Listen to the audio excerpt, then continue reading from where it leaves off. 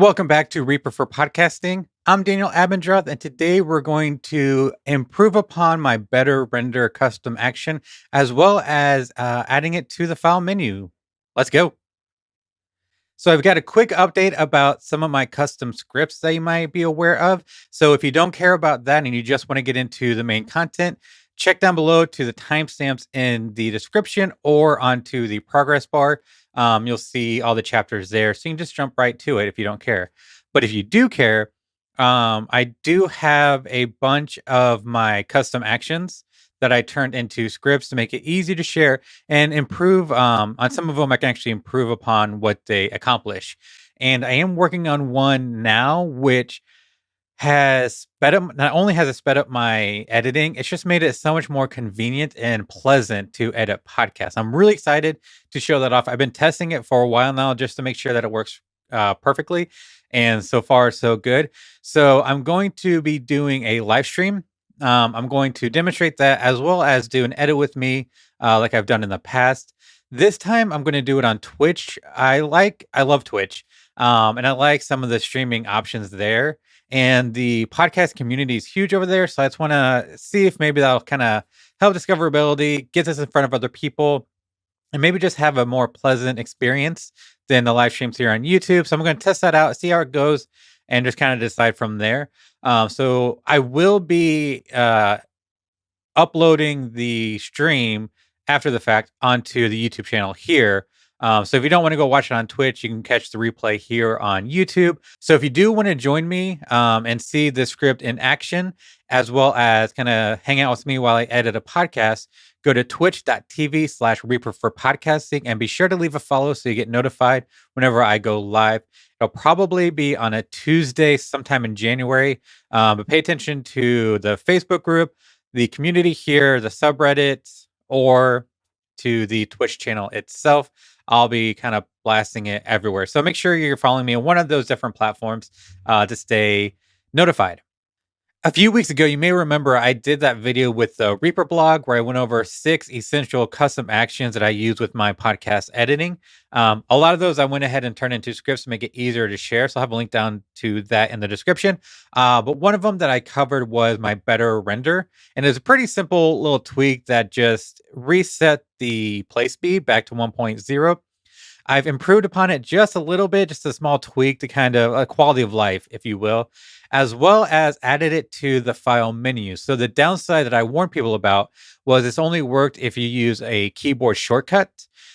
But if you went through the file menu, you wouldn't get it. However, thanks to a commenter on that video, I figured out how to add it to the file menu.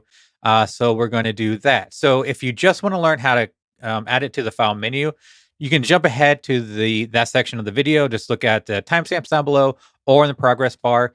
So if you don't know this better render or you want to see the little tweak I've added to improve it even more, let's get into that right now. All right, so here is a fresh install of Reaper.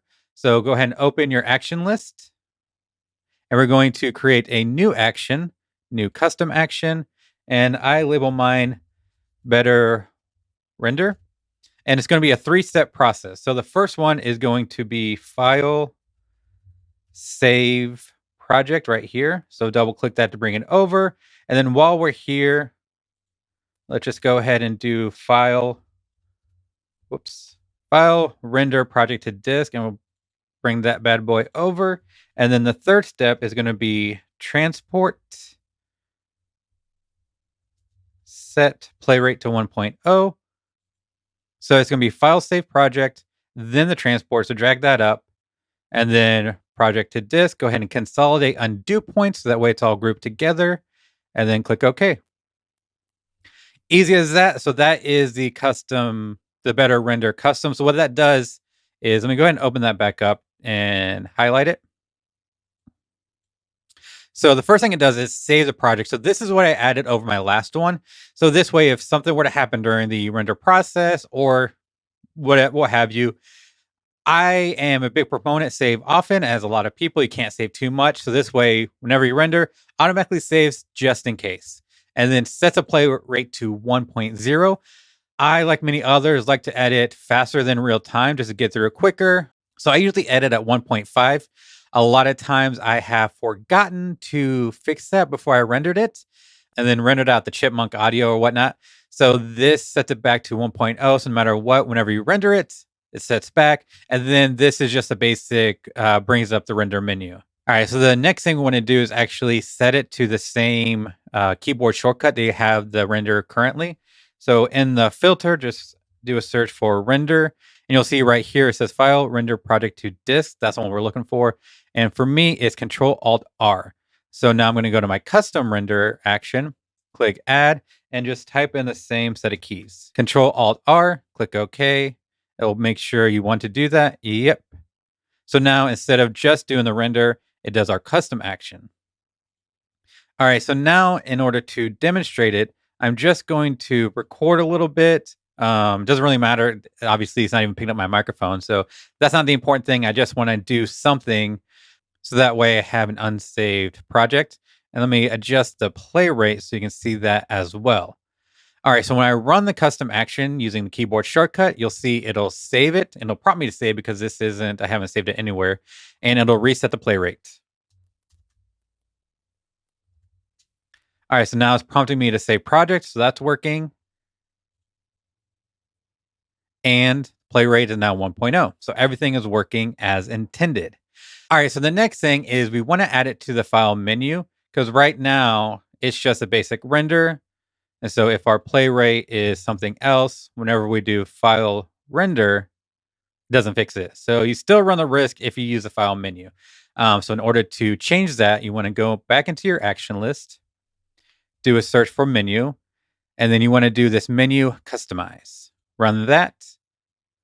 And it brings up the file menu. So what you want to look for is this render right here. We don't want that anymore.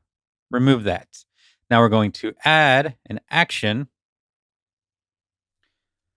Do a search for our custom action and select that. So now you see right here where render was, we have custom, better render. And if you don't like it saying custom, better render, you can just rename it to whatever you want. So if we want to keep it looking default, just like that, click OK. Save, close. And now if we look, it looks the same.